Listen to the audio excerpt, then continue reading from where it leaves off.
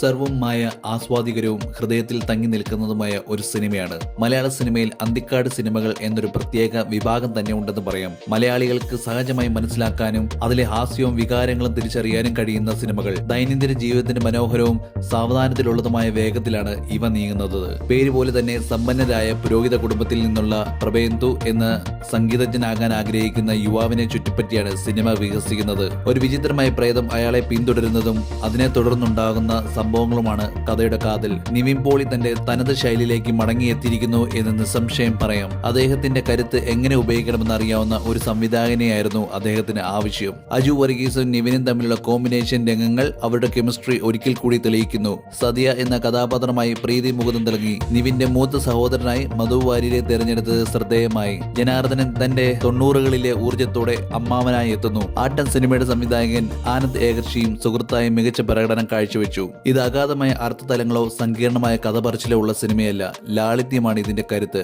സ്വാഭാവികമായ ഹാസ്യം പ്രേക്ഷകരിൽ നർമ്മം നിറയ്ക്കുന്നു. കഥയുടെ വികാസം വ്യക്തമാണ്. ചെറിയ നിമിഷങ്ങളിലൂടെ കഥ മുന്നോട്ട് നീങ്ങുന്നതും കഥാപാത്രങ്ങളിലെ മാറ്റങ്ങളും വിമർശനങ്ങൾക്ക് ഇടവരുത്തിയേക്കാവുന്ന വിഷയങ്ങൾ കൈകാര്യം ചെയ്ത രീതിയും പ്രശംസനീയമാണ്. ആദ്യ പകുതി നല്ലൊരു അടിത്തറയിട്ടപ്പോൾ രണ്ടാം പകുതിയിൽ കഥ വേഗത്തിൽ നീങ്ങുന്നുണ്ടെങ്കിലും സിനിമയുടെ വേഗത അല്പം കുറഞ്ഞതായി തോന്നും. രണ്ട് പകുതികളും തമ്മിലുള്ള ബാലൻസ് കുറച്ചുകൂടി നന്നായി ചെയ്യാമായിരുന്നു. സംവിധായകൻ അഖിൽ സത്യൻ കഥ അവസാനിപ്പിക്കാൻ അല്പം കൂടുതൽ സമയം എടുക്കുന്നതായി ഒരു ചെറിയ പോരായ്മയായി തോന്നിയേക്കാം. എങ്കിലും സിനിമ കണ്ടു കഴിയുമ്പോൾ പ്രേക്ഷകന് സന്തോഷവും സമാധാനവും ലഭിക്കുന്നു. ധാരാളം അതിഥി വേഷങ്ങളും കഥാപാത്രങ്ങളും സിനിമയിലുണ്ട്.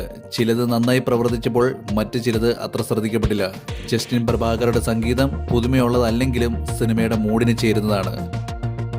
ഇനി നിങ്ങൾ ഈ സിനിമ കണ്ടെങ്കിൽ എങ്ങനെയുണ്ടെന്ന് കമന്റ് ചെയ്യുക.